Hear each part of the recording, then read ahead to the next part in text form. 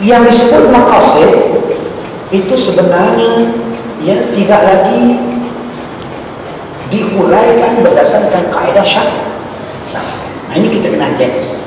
Kena hati-hati supaya kita tidak terjebak di dalam pendekatan yang begitu halus. Sehingga golongan buat maqasid di Malaysia ini diberitahu oleh lecturer universiti sampai dia buat maqasid dan perbincangan mengenai tajuk is God is dead. Dia bincang, adakah Tuhan telah mati? Lepas itu dia panggil doktor-doktor daripada non-Muslim bincang. Sepatutnya dia bincang, is God exist? Is God exist? Boleh? Jadi dalam perbincangan itu, kalau ada orang yang mengatakan what it does not exist, kita tak undi apa, boleh. Tapi kalau dia sampai perbincangan God exist, kita untung dia sudah dakwah, boleh tak? Tapi bila dia God is dead, jadi dia tak akan bawa ke mana, bahkan bukan orang Islam. Akhirnya orang kata dia tak juga, kacau. Jadi maknanya dia mencari kebenaran without border, tanpa suatu batasan, dan ini adalah salah. Kerana Islam itu sendiri telah memberi pedoman yang jelas dalam soal-soal ketuhanan. Maka bila kita membicarakan soal ketuhanan, kita tidak boleh terikut dengan pendekatan baru. Kita mempunyai tanggungjawab sebagai seorang Muslim untuk mendakwah mereka, dan bukan untuk kita panggil mengemukakan idea-idea mereka untuk dibincangkan. Boleh? Jadi kemudian ada kata lagi,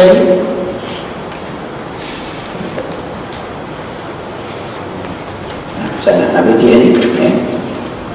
Saya rasa yang saya sebut itu dah benda asas sudah dilontarkan.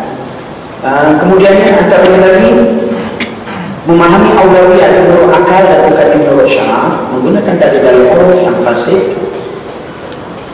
memalsukan makna dan cara penggunaan kaedah-kaedah fiqh, menggunakan dalil-dalil syarak tanpa menurut urutan keutamaan. Sekarang dia menggunakan dalil daripada Quran.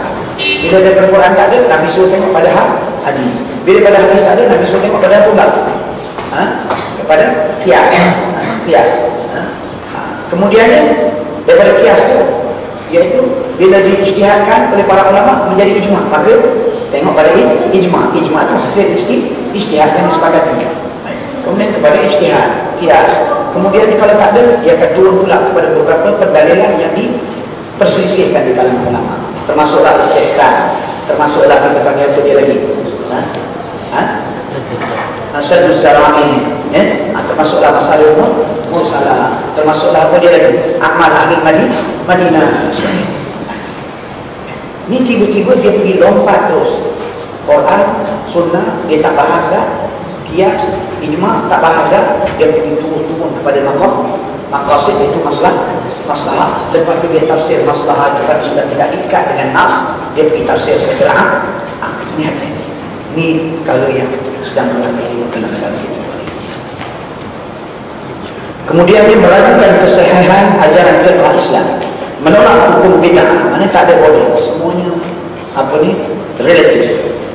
Jadi bila saya kata hukum yang ini fahaman di bid'ah, tak betul. Memakai fahaman murji'ah dalam permasalahan akidah, memakai fahaman qadariyah dalam permasalahan akidah, memakai fahaman wahdatul wujud dalam permasalahan akidah, mengaitkan tajwid agama dengan pelajaran disiplin sains sosial. Baik, ini sahabat kita ada tanya macam mana mereka melihat untuk Islam ini maju, dia perlu mengambil penemuan-penemuan sains sosial sebagai timbang tara dalam menentukan ijtihad. Sekarang mereka nak berijtihad, Quran, hadis, ijma', qiyas. Tambah satu lagi, penemuan sains sosial. Penemuan sains sosial ini menjadi nilai yang kita panggil memberatkan suatu ijtihad kepada pandangan atau kesimpulan yang tertentu. Nah, ini sekarang kesimpulannya apa kita nak buat sekarang? Mana? Jadi mereka anggap untuk kita nak buat suatu ijtihad di zaman ini supaya umat Islam dapat ditajwidkan, perlu merujuk kepada kajian-kajian sains sosial. Baik. Jadi kita dah kajian sains sosial itu saya dah sebut tadi, semuanya seperti kata Profesor Dr. Ku Kim adalah bersifat dan disebut oleh tokoh-tokoh sains sosial sendiri di Perancis. Sains sosial itu adalah ilmu yang banyak metodologi tetapi hasilnya sangat sedikit.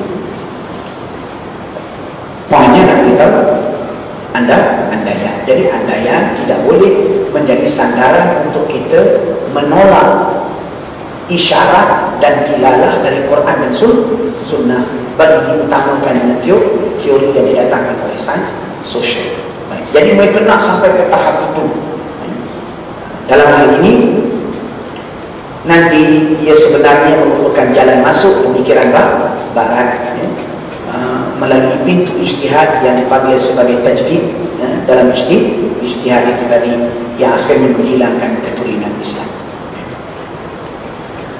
Kemudian dia mengaitkan tajdid agama dengan memahamkan tajdid agama sebagai secara materialistik. Mana tajdid apa? Mana kalau orang Islam maju dari sudut material, barulah dipanggil tajdid itu tajdid yang sebenar.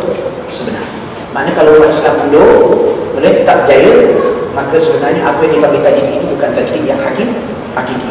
Dihubungkan tajdid dengan apa dia kemajuan yang bersifat material. Kemudian menolak kepimpinan ulama muktabar di bidang ilmu agama. Ulama tidak menjadi otoriti dalam mentafsir ilmu agama, tetapi adalah dibuka seluas-luasnya kepada semua golongan, dan dalam hal ini golongan falsafah dan golongan sekularis dan sebagainya. Baik. Jadi contoh agama yang telah hilang keturunannya dengan sebab pengaruh falsafah ialah Kristian.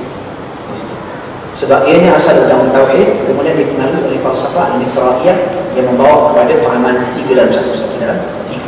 Agama fahaman falsafah Al-Isra'iyah ini adalah diambil daripada adalah merupakan ajaran Yunani kuno, ajaran apa dia? Mesir kuno, ajaran Mesir kuno.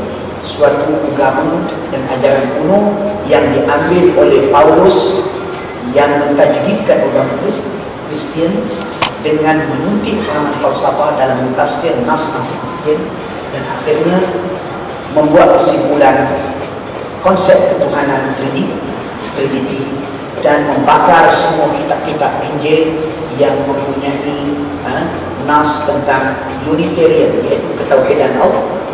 Sehingga Isaac Newton ketika dia mati, dia tinggalkan pesanan di dalam kotak, sebuah kotak besar. Orang dulu dia ada kotak besi, kotak kayu, dia simpan barang-barang dia. Maka bila mati buka kotak itu, tertulis itu, dia kata oleh agama yang tak dapat terima akal tak boleh jadi anutan, tak sesuai jadi anutan. Sebab itu Isaac Newton mati dalam keadaan dia berpegang dengan agama Kristian Unitarian, bukan agama Kristian Trinity. Tapi itu tak dapat juga, sebab dia tak mengaku kerasulan Nabi Muhammad sallallahu alaihi wasallam. Jadi itulah dia sedikit sebagai suatu uraian tentang apa yang sedang berlaku dalam kehidupan kita, dan saya student semua belajar semua dalam bidang sehingga jadi pakar, dan jangan melilau pada benda yang bukan. Sebaliknya kalau kita panggil nak berminat dalam bidang pemikiran, belajar dengan Masyayikhul Azhar yang menguasai dan takhasus dan menjadi sifu dalam bidang itu di dunia Islam, dalam bidang ilmu kalam. Semalam saya masuk kelas Syekh Hasan Syafi'i, dia bincang tentang apa? Kitab Al-Mawaqif. Kemudian dia bincang tentang epistemologi. Sakit kepala. Dulu belajar kuliah usuluddin al-iqtisad fil i'tiqad, bersederhana dalam i'tiqad. Nama buku Imam Ghazali, nama dia iqtisad, kepala nak pecah. Itu kalau dia letak apa kita panggil al-kamil fil aqidah, hancur ulang balik pula. Ini hebatnya Al-Azhar. Sebab tu Allah pilih, Allah jaga Universiti Azhar, kerana itulah bakaya tinggalan-tinggalan institusi keilmuan yang menjadi keturunan Islam di alam. Di Syria dah hancur, di India pun dah tak boleh belajar, mana-mana yang tinggal Al-Azhar, Balad al-Tahqiq, dan universiti yang mentahqiq pahaman yang betul bagi Islam. Wallahu a'lam. Mohon maaf bertawil alaikum. Ustaz berhenti setakat itu, dan sekiranya ada pertanyaan, kita tafadhal dengan masyhur. Silakan.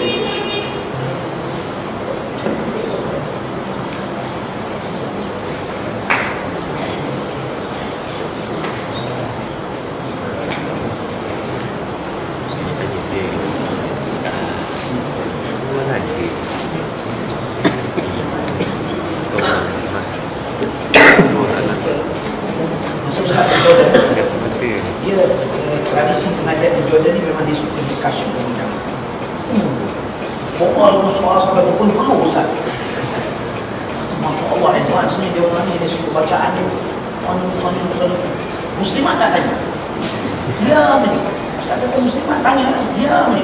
Akhir baru tanya. Bila Muslimat dia tanya, soalan dia mengalah ke Muslimin. Dia tanya tentang poligami. Habis, kalah Muslimin. Dia kata, Ustaz, betul tak? Cucu Rasulullah SAW, ada senama dia, menggerakkan satu gerakan feminisme menentang poligami. Terkejut Ustaz. Kata, kena pastikan fakta tu betul tidak. Itulah saya pun berasa-berasa macam itulah saya baca. Tidak, berasa-berasa tak boleh sebab anak cucu Rasulullah terkenal sangat taat kepada Allah Ta'ala. Ada pun tak suka poligami itu fitrah manusia. Ada pun fitrah itu nak ditukar menjadi satu gerakan nak menentang syariat, itu tak pernah berlaku di kalangan para salih. Boleh? Jadi muslimah jangan tanya macam itulah. Silakan.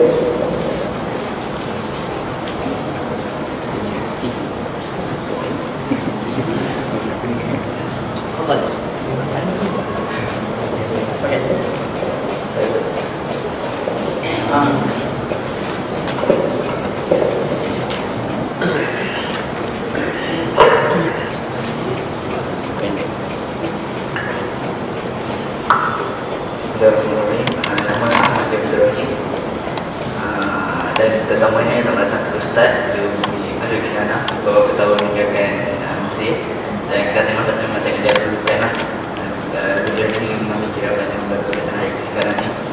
Jadi saya ada beberapa soalan, banyak lah, tapi saya tak susun sangat beberapa soalan tu mengikut dia punya subtopik dia. Cuma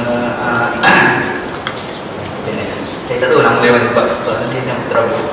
Tapi antara soalan saya ni tak serius kan? First kali saya nak tanya berkenaan falsafah. Tadi Ustaz banyak menggunakan kata falsafah. Apakah yang Ustaz maksudkan dengan falsafah di sini? Dan seterusnya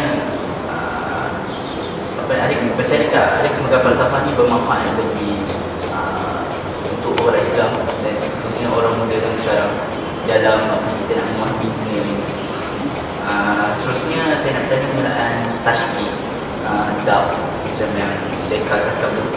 Adakah tashkik sebahagian pada metodologi ilmu Islam? Sebab memang dalam usul fiqh memang diakui tashkik satu metodologi untuk kita merotkan pemikiran-pemikiran yang lain. Jadi tapi adakah saya kata secara Islam saja akan menerima tashkik sebagai satu metodologi dalam mencapai keyakinan? Seterusnya saya tanya berkenaan golongan mutasawwif. Tadi Ustaz ada menunjukkan kritikan dari Ustaz terhadap pemikiran saintism. Saya nak tanya okey, apa yang Ustaz cakap tu, sebenarnya Ustaz kata apa yang berlaku dengan yang saintis adalah mereka melakukan generalization, dan generalization ini telah mereka angkat sebagai seorang tahapan keseluruhan. Tapi pada masa sama, kalau cuba kita letak tempat kita di letakkan posisi kita di tempat orang kafir, mereka melihat Islam, dan khususnya saya nak fokus sini adalah golongan mutasawwif yang menerima mimpi-mimpi dan juga kasyaf daripada awliya sebagai salah satu cara untuk pakai ilmu. Tidakkah ini soalan kita kritik orang barat sebab tidak bukan pada prinsip sains mereka sendiri. Dia pada sama kita prinsip sains kita sendiri tidak pupuk. Iaitu kita menerima dari pandangan orang luar, kita wah daripada golongan awliya. Dan seterusnya saya nak tanya justru dan sedang bersoalan itu, adakah wujud pemikiran saintifik ataupun pemikiran kritikal analitik dalam Islam equivalent yang barat punya? Kemudian Ustaz juga sebut berkenaan ulama. Saya macam nak kenal tata ulama. Adakah dia seorang ulama ataupun politikus ataupun dia seorang khotib ataupun seorang pemidato. Jadi macam ni kita zaman sekarang sebab sangat orang mengaku ulama. Jadi saya ingin tahu ulama sebenarnya. Kemudian saya juga nak bertanya berkenaan Sufi Harazi. Dari manakah apa asal usul wujudnya sufi Tabaharat ini? Adakah sufi sebelum ini yang telah menyebar Islam ke Nusantara dan ke seluruh soalan dan Haraki? Seterusnya saya Ustaz ada tulis berkenaan Ustaz ada pemikiran materialisme. Jadi saya nak tanya contohnya apa ni tahlil oleh golongan sosialis Islam, analisis seperti Hasan Nafi dan khususnya Nasir Abu Zaid dalam buku dia Mafhum Nusus. Dia cakap berkenaan bagaimana Al-Quran ni sebenarnya dicorakkan oleh wakil. Maksudnya bukan kita yang faham, yang kita faham apa Quran ni memang datang pada kalam Tuhan yang tidak tertulis. Tapi apa yang Nasir Abu Zaid kata adalah Quran ni dicorakkan oleh wakil dan bukti ni adalah asbab nuzul Quran.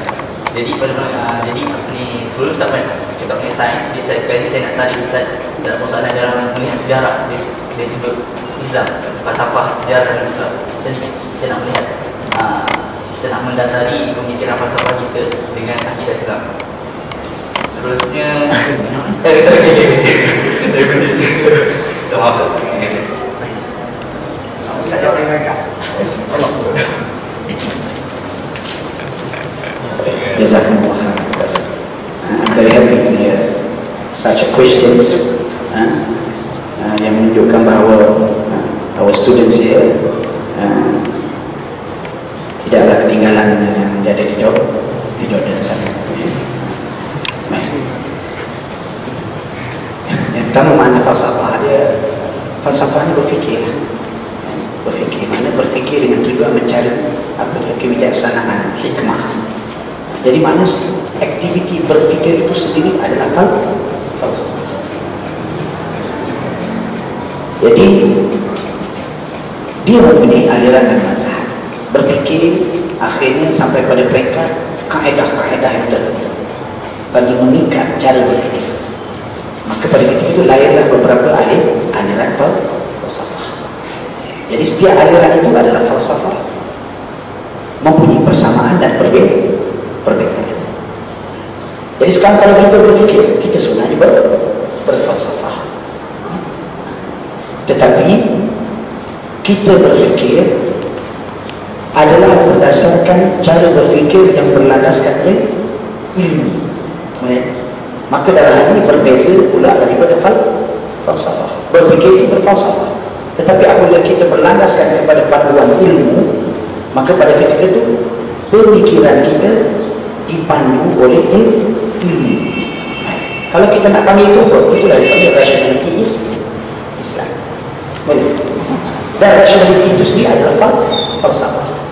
Tetapi bila dia dipandukan oleh ilmu dan kaedah yang disimpulkan daripada Al-Quran dan Sunnah, maka dia lahir dalam bentuk, contoh kita kata ilmu kalam dan ilmu tauhid. Maka setengah ulama mengatakan itu falsafah Islam, setengah kata bukan falsafah Islam, itu ilmu usuluddin, ilmu tauhid. Mengapa mereka jadi berbeza? Kerana ini adalah salah satu tunjang utamanya ialah kajian yang bersifat pemikiran sampai kepada tajuk-tajuk yang dilontar oleh ahli falsafah juga dibincang, tetapi dibincang berdasarkan apa dia? Panduan daripada wahyu, tidak bertemu dengan wahyu. Sebagai contoh, kita kata apa dia?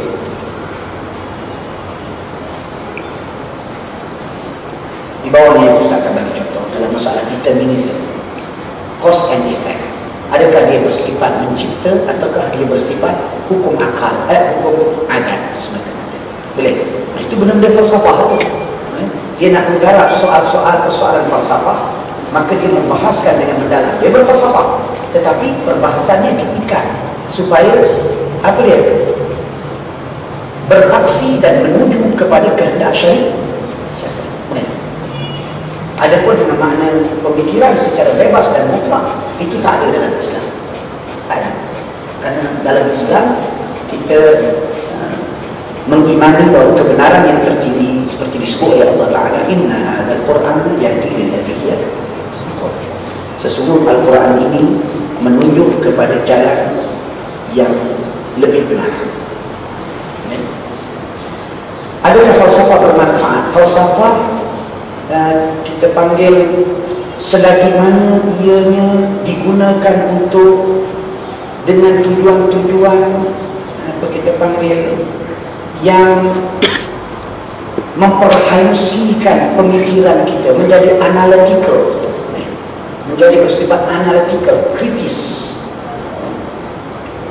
sehingga kita boleh membahagi-bahagikan satu-satu persoalan itu secara yang terperinci dan teratur, sehingga kita boleh mengeluarkan suatu falsafah yang bermanfaat seperti falsafah pengurusan.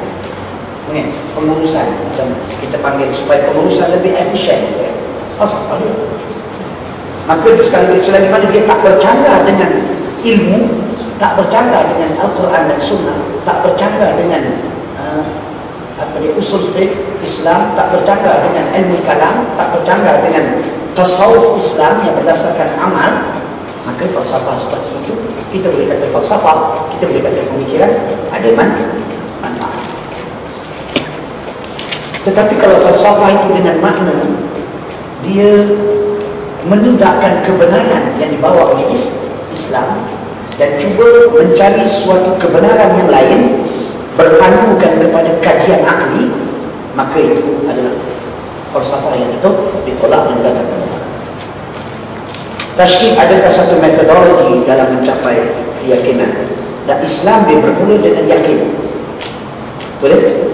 Dia bermula dengan yakin. Berbeza dengan falsafah. Falsafah dia bermula dengan ada yakin. Oleh sebab itu pendekatan falsafah dia apa kita meragui segala-galanya. Tuhan ada tidak, surga ada tidak, apa ada tidak. Kita tidak, kita bermula dengan keyakinan, tasdiq, mengimani kebenaran wahyu dan menerimanya. Habis tak ada berdasarkan pemikiran, berdasarkan. Tapi rasionaliti Islam. Kalau Quran ini bukan wahyu, bawa main. Yang seumpama Al-Quran itu penghujahan daripada Allah. Allah buka buat. Kita tak boleh buat main. Maka maknanya Al-Quran itu bukan ciptaan manusia. Kalau itu dia daripada Allah. Bila dia daripada Allah, sudah tidak dapat dibuktikan bukan daripada lain Allah, maka kita diwajibkan menerimanya. Mengapa? Kerana Allah itu bersifat dengan segala kamaliah dan kesempurnaan dan suci dari segala kekurangan. Maka mustahil yang daripada Allah ini ada kecacatan. Mutasawwif itu terima mimpi, betul? Berdasarkan hadis Rasulullah SAW yang mengatakan mimpi itu satu juzuk daripada nubuwah, satu juzuk daripada. Dan Nabi pun mula-mula sebelum dapat wahyu, Nabi bermimpi dulu. Nabi mimpi dulu, makin lama makin terang mimpi itu, makin terang, makin jelas makna dan maksud dia. Akhirnya baru turunlah. Jadi Nabi mimpi tahu dalam satu hadis maksud dia, mafhum dia, bahawa yang tinggal daripada nubuwah itu adalah apa dia? Mimpi dipanggil al-bisyarah, iaitu mimpi yang baik. Jadi mimpi wala bagaimana pun tidak menjadi adilatu syar'i, tidak menjadi panduan syar'i. Jadi sebab kalau orang mimpi sendiri pun maklum dia mimpi, hatta Rasulullah kata suruh tinggal semayang, tak boleh, kerana menyalahi dengan apa yang Nabi bawa dalam Al-Quran dan Sunnah. Oleh sebab itu dia hanya diterima mimpi itu sebagai petunjuk yang membimbing perjalanan manusia kepada Allah dalam memperbaiki hatinya dan mempertingkatkan hubungannya dengan Allah. Itu saja. Dia tidak menjadi sumber dan sandaran hukum. Jadi berbeza dalam hal ini pegangan mimpi itu sebagaimana pegangan andaian di sisi barat, kerana mereka memegang andaian sebagai kayu ukur dan juga panduan yang membentuk polisi dan dasar dan peraturan penyelesaian seperti socialism, komunisme, secularism dan sebagainya. Ada dengan akal itu maka dia mencipta ideologi, dia mencipta sistem. Kita tidak. Kita mimpi itu hanya sekadar daripada aspek yang terbatas saja. InsyaAllah itu saja.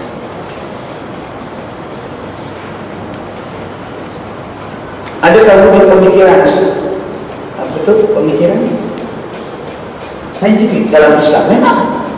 Bahkan kalau kita baca dalam tamadun sejarah dunia yang memindahkan falsafah Yunani itu daripada falsafah kepada sains, dia berpindah. Dia falsafah cabang yang banyak, cabang tabiiyah itu dipindahkan kepada sains dengan experimentation, dengan kajian mathematical, bukti-bukti matematikal itu semua di tangan tokoh-tokoh saintis Islam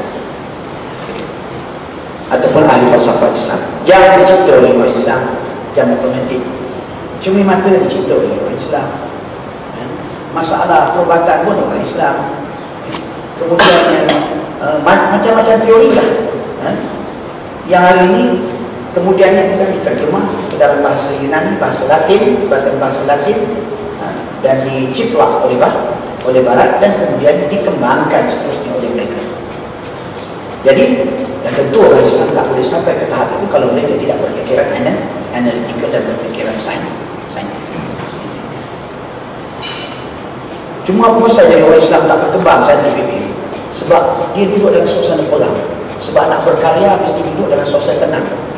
Dalam suasana tenang. Dan suasana tak ada gangguan. Dia ni tak boleh berkhayal. Khayal ini makan tak cukup, masalah keselamatan keluarga, suasana turun naik, negara yang kita panggil diserang daripada berbagai arah, menyebabkan proses perkembangan sains itu jadi mati dalam dunia Islam ataupun jadi mengecut.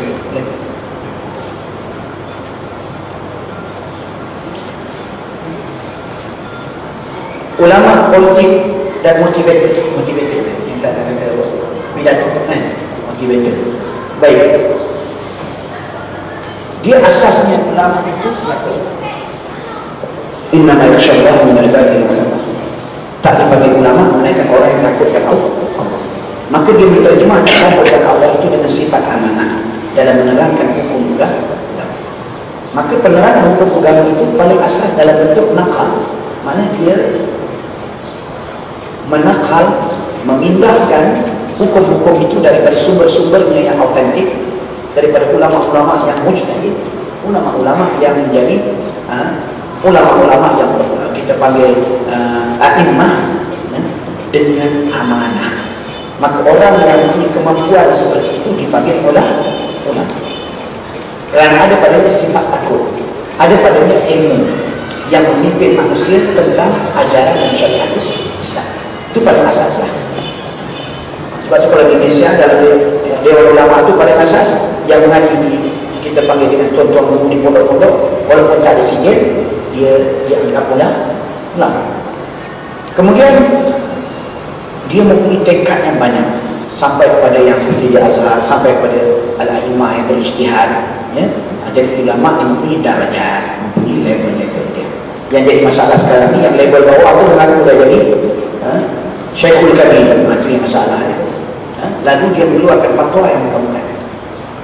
Sebenarnya dia tak boleh berijtihad. Dia perlu merujuk kepada ijtihad ulama-ulama yang muktabar. Tapi dia pun nak berijtihad, akhirnya menggelirukan umat. Ini masalah ulama akhir zaman yang kurang khasyah kepada Allah. Dia tak takut. Dia ada vested interest. Dia nak jaga kepentingan material dia. Maka lahirlah ulama-ulama yang dipanggil ulama-ulama yang mengeluarkan fatwa untuk kepentingan pribadi. Tapi ulama-ulama yang seperti ini tetap ulama dari sudut apa dia? Mempunyai ilmu, tetapi ulama yang tidak amanah. Jadi dalam hal ini yang mesti menjadi ikutan kita ialah ulama-ulama yang rabbani, ulama-ulama akhirat, ulama yang amanah. Walaupun ilmu dia tak banyak, tetapi oleh kerana dia amanah, kita ambil selamat. Boleh? Kita ambil selamat. Jadi dibagi pada kita tali, nak panjat dulu. Nah, tali itu dia bagi kita sikit aja, tapi tali itu betul-betul tali kuat. Maka bila diikat dengan tali yang lain, kita sambung. Yang kita tak mahu dia bagi kita tali, bukan main panjang, tapi tali itu rapuh. Dia tak amanah. Jadi bukan pakai muak. Begini, akhirnya kita jadi benar. Kemudian Sufi Haraki. Sufi ini datang daripada Syekh Said Hawa. Dia orang yang menerjemahkan aspek tasawuf di dalam rakyat.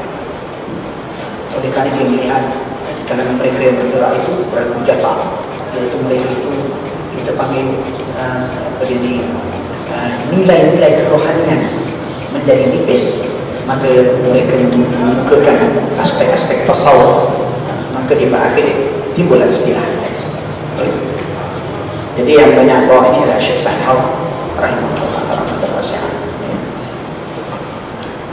Kemudian bagaimana Al-Quran ini dicorakkan oleh wakil Baik, Al-Quran turun bukan dicorak oleh wakil, tetapi bagi meraihkan wakil. Al-Quran itu munajjaman, dia diturunkan sedikit. Jadi dia diturunkan berdasarkan peristiwa peristiwa dan kejadian. Tetapi dia bukan hasil daripada wakil. Dia turun untuk memandu wakil yang berlaku. Sekarang cara pemanduan Al-Quran terhadap wakil di sini tak sama dengan apa kita panggil. Itu saja. Yang keduanya ialah sejarah tadi. Sejarah Islam yang dibuat oleh Ibn Khaldun tidak bersifat deterministik. Dia panggil berfahaman determinism, iaitu berfahaman apa determinism, maknanya apa dia tu, apa terjemahan dia? Cause and effect dengan arti kata mesti jadi. Apa dia? Dia panggil, contoh kita kata begini dalam perkembangan sejarah, bila negara maju mesti orang jadi jahat, mesti banyak penyelewengan. Mesti ini tak ada, boleh? Kerana Allah itu fa'il yang mukhtar, tak ada yang mesti, boleh? Semuanya terletak kepada kehendak Allah. Tetapi Barat menjadikan cause and effect, causal relation ini bersifat deterministik, mesti, boleh? Sedangkan kita diajar apa yang kita tengok berlaku. Contoh kita ketuk bunyi itu ciptaan Allah, kita ketuk ciptaan Allah, boleh? Bukannya ketuk yang mencipta bunyi, boleh? Jadi causal relation itu tidak ada hubungan yang wajib, boleh?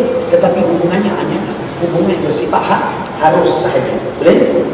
Jadi kejadian-kejadian peristiwa yang berlaku bukan disebabkan dan dicipta oleh satu perbuatan kepada perbuatan yang lain. Ini panggil hukum adat, boleh? Cuma kita rasa sebab apa kalau kita ketuk begini? Sebab itu. Sebab dibuktikan oleh ahli sains di Pavlov. Dia ada seekor anjing, dia akan bagi anjing itu makan, dan bila nak bagi makan dia akan bunyikan loceng. Nah, akhirnya bila bunyi loceng anjing datang. Akhirnya anjing bila dengar loceng dan keluar ini, dia sudah mengiktikadkan loceng itu berhubung dengan hubungan yang wajib dengan makan. Semua mengikat. Loceng gerakkan oleh tuannya, makan pun daripada itu tuannya, bukan loceng yang bagi makan.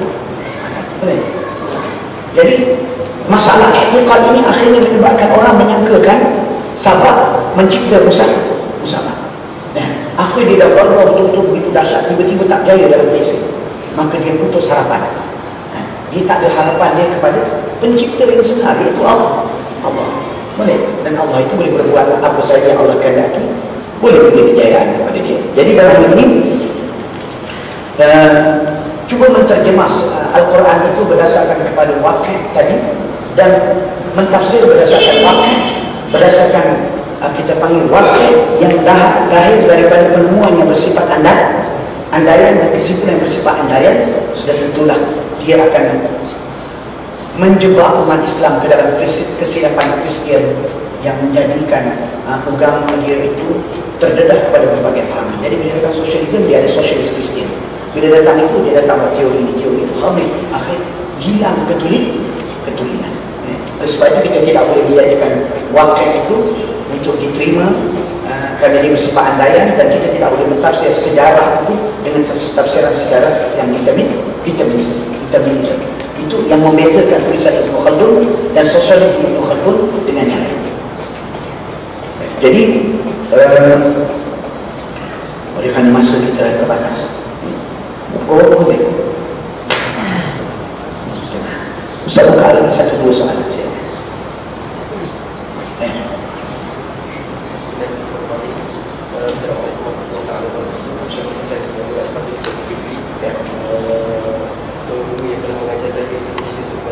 Oh, pernah sampai betul?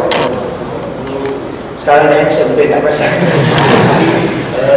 Kalau saya dulu soalan, tak sehebat dan tak setinggilah soalan Ahmad. Rasanya yang pertama sekali berkenaan dengan serangan pemikiran yang dah pun bercambah di Malaysia, dan terutamanya menyerang golongan-golongan anak muda, dan juga tak kurang golongan intelektual juga berpengaruh dengan serangan-serangan ini. Jadi saya lebih kepada nak tanya pendapat Ustaz, cara terbaik dan apakah hujah yang terbaik dalam kita nak berhadapan dengan golongan seperti ini, untuk kita yang pertama dakwah kepada mereka, yang kedua untuk kita menghindarkan prevent anak muda yang sedia ada sebenarnya pada terpengaruh pula dengan dan golongan-golongan sufi. Yang kedua sekali adalah seperti mana satu hadis Nabi sallallahu alaihi wasallam, al-hikmatu dhalatun mu'min haythu wajadaha wa ahaqqu biha, atau kata Nabi sallallahu alaihi wasallam. Berdasarkan hadis ini, saya beberapa temannya sahabat-sahabat medik lah ataupun yang ambil bidang sains ni, kebanyakannya merasakan menjadi tanggungjawab kepada beliau untuk mencari ilmu itu sebanyak mungkin. Sampai satu tahap kita merujuk kepada banyak sumber-sumber dan dalam keadaan kita tidak ada satu persediaan yang baiklah. Jadi nak bertanya pada Ustaz, apakah nasihat Ustaz kepada kami dalam kita nak mencari ilmu sebanyak mungkin, dalam kita nak berhadapan dengan dunia yang serba moden sekarang ni dengan berbagai masalah dan ancaman. Apakah persediaan kami dari sudut contohnya bahasa ke ilmu matematik contohnya lah yang boleh Ustaz berikan untuk kami bersedialah dalam berhadapan dengan suasana yang ada. Jazakallah. Jawapan segera. Ya. Maka akhirnya adalah membekalkan diri dengan pembacaan yang banyak terhadap tulisan-tulisan ulama Islam yang muktabar, yang menjawab persoalan dan teori semasa. Jadi oleh kerana kita dulu belajar ni, dan kita semua boleh bahasa Arab, tak ada masalah. Ya. Jadi tanya kepada ikhwah daripada kuliah, aku buku yang bagus dibaca yang merupakan tulisan ulama-ulama Al-Azhar yang menerangkan tentang pemikiran-pemikiran yang timbul dan policies penyelewengan. Ini kena baca sebanyak-banyak, kena baca. Kemudian bila kita dah baca, kita akan ada suatu bikias. Ya? Kemudian untuk kita nak berdakwah dengan mereka, dan tentulah kita mesti mempunyai bekalan ini. Kalau tidak, nanti kita yang kena dakwah. Ya? Sebab mereka ini memang dibekalkan dengan kepandaian berhujah. Mereka boleh berhujah kerana mereka mempunyai banyak maklumat, banyak bacaan. Tetapi maklumat dan bacaan itu ya, tanpa kita dibekalkan dengan pengetahuan pendirian yang betul daripada para ulama, memang kita akan terkena. Kemudiannya apa persediaan yang perlu? Yang mula-mula belajar fardu ain. Ustaz nak doktor ni bila balik buka kelas fardu ain di masjid dan surau masing-masing. Kelas fardu ain. Fardu ain ni tak payah, boleh ilmu asas. Boleh? Dan memang manhaj pengajian Islam bermula dengan furudul ain. Kita ringkas dalam tauhid pun ada satu fardu ain. Itu kita dalam fiqh, dalam akhlak belajar. Khatamkan dengan mana-mana ulama. Kemudian balik ajar fardu ain. Ada pun yang lain itu sebagai kita panggil idhafi, sebagai tambahan dengan tafsir, hadis dan sebagainya berdasarkan minat masing-masing. Tetapi bekalan fardu ain itu mesti, itu asas. Itu asas. Bekalan fardu ain mesti mengaji. Kita fardu ain berdasarkan mazhab kita Imam Syafi'i. Fadhal.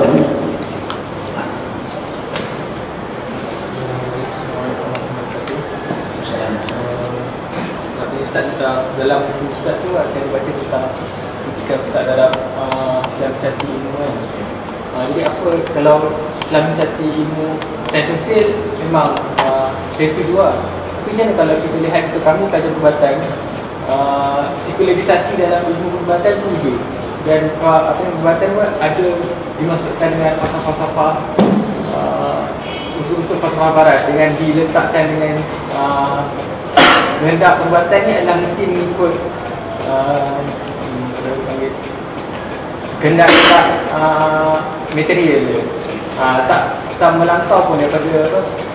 Sedangkan kita hidup sekadar dalam ruang materi ni ada kesan-kesan daripada dunia lain dan terhadap dunia kita. Tapi macam mana kita dalam adakah tak perlu pada islamisasi dunia sains? Bagus soalan tu begini.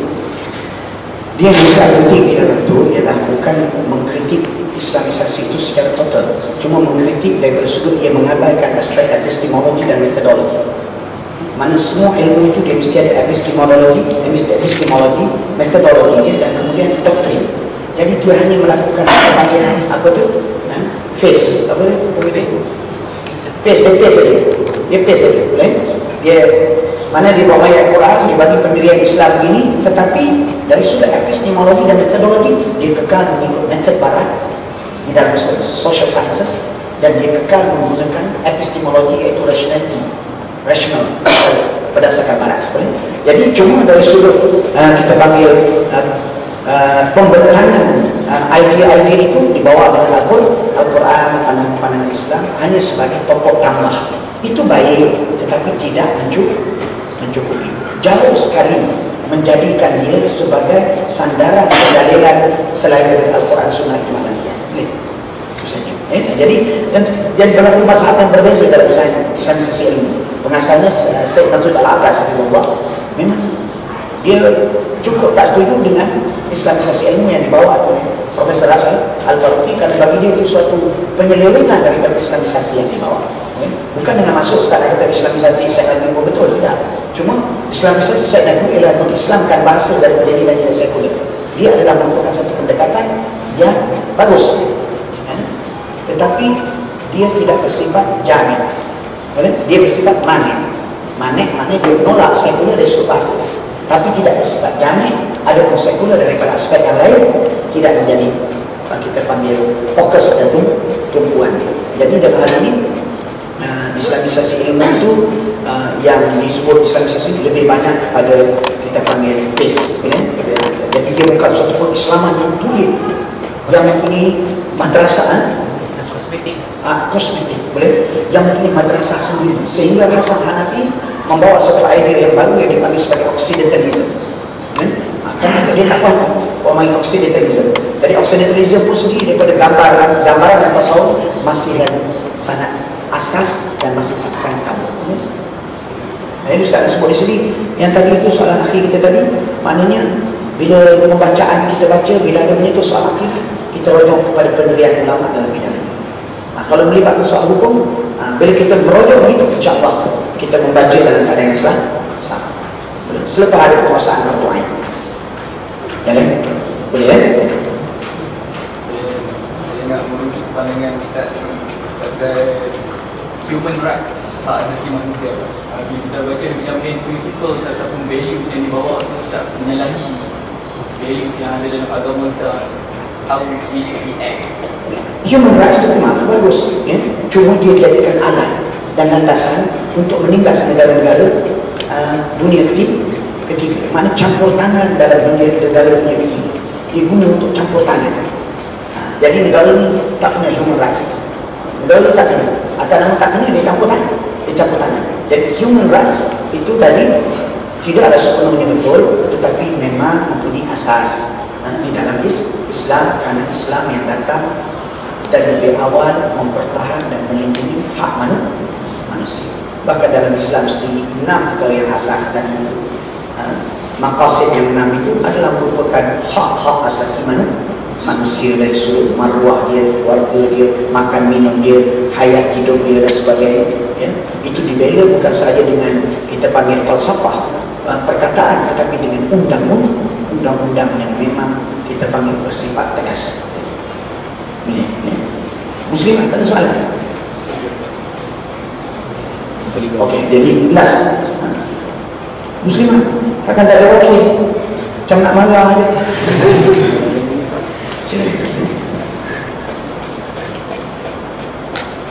Okey, kalau tak ada Muslimah, tak ada Muslimah, tak ada lagi.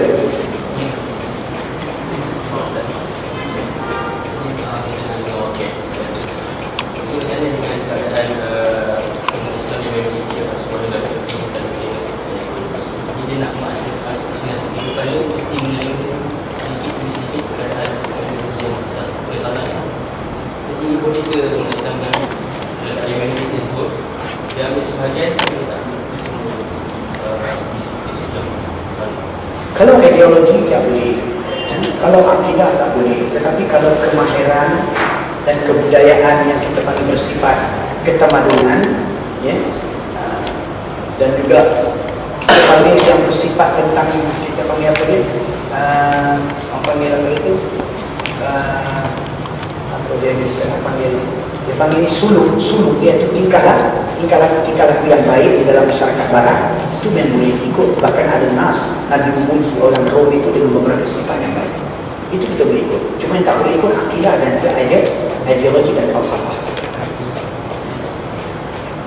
Jadi secara sekadar dulu, alhamdulillah jazakumullah khairan dan peluang diberi oleh Allah ini, dan insya-Allah banyak umur akan berjumpa lagi. Mohon doakan perjalanan bagi Ustaz selamat. Kerana lepas kata terbang kat balik ini, jadi Ustaz memang jadi risau dengan terbang. Landing ke tak landing terbang. Allahuakbar. Wallahu a'lam.